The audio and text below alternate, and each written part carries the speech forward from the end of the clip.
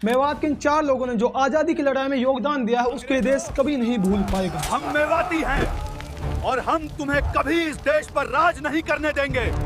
तो दोस्तों, अगर आप मेवाती हो तो आज मैं आपको ऐसी कहानी बताने वाला हूं जो मेवातियों ने इस देश की आजादी के लिए खून से लिखी है, जिसकी ना किताबों में चर्चा हुई और ना ही हमारे मीडिया चैनलों में। तो शुरू करते हैं। साल 1857 में अंग्रेजों के खिलाफ एक क्रांति होती है जिसमें पूरा देश अंग्रेजों से लड़ रहा था, लेकिन मेवात के लोग एक साथ 3 लड़ाइयाँ लड़ रहे थे। पहला ब्रिटिश आर्मी, दूसरा लोकल लोग जो अंग्रेजों से मिले हुए थे, और तीसरा अलवर और भरतपुर के राजा जो अंग्रेजों की कठपुतली बने हुए थे। देखो, हम 3 तरफ से घिरे हुए हैं, लेकिन इस देश की हिफाजत के लिए कुर्बानी तो देनी होगी।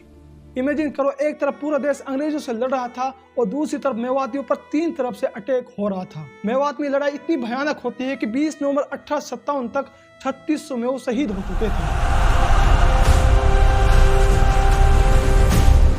नाहर का मेवाती ब्रिटिश ऑफिस में घुसते हैं, वहां पर एक ब्रिटिश ऑफिसर को मार डालते हैं और इसके रिस्पॉन्स में अंग्रेज मेवातियों पर इतना गुस्से होते हैं कि नुहू में पब्लिकली 52 मेवातियों को फांसी पर लटका दिया। शहीद हो रहे हैं, कल कोई और मेवाती आएगा, लेकिन तुम इस देश में ज्यादा दिन टिक नहीं पाओगे।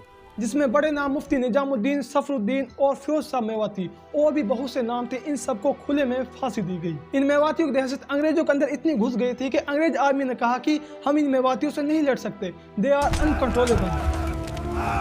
हम इन मेवातियों से नहीं जीत सकते, कभी नहीं। मेवाती लोग अंग्रेजों के लिए एक बुरा सपना बन चुके थे, जिनको रोकना अब अंग्रेजों के लिए एक मुश्किल होता जा रहा था। तो यहाँ पर अंग्रेजों ने एक तरकीब सोची।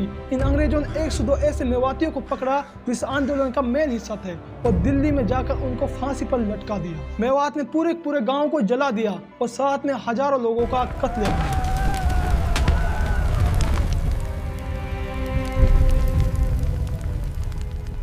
ये तो सिर्फ 1857 कहानी। इसके बाद 1947 तक इन अंग्रेजों की नाक में जो मेवातियों ने दम कर रखा था उसकी बात हम कभी और करेंगे। लेकिन आप शेयर करें मेवात की इस खूनी दास्तान को हर मेवाती तक, ताकि वो भी जान सके मेवात की इस खूनी दास्तान को जो कभी बताई नहीं गई। बाकी आप सभी को हैप्पी रिपब्लिक डे।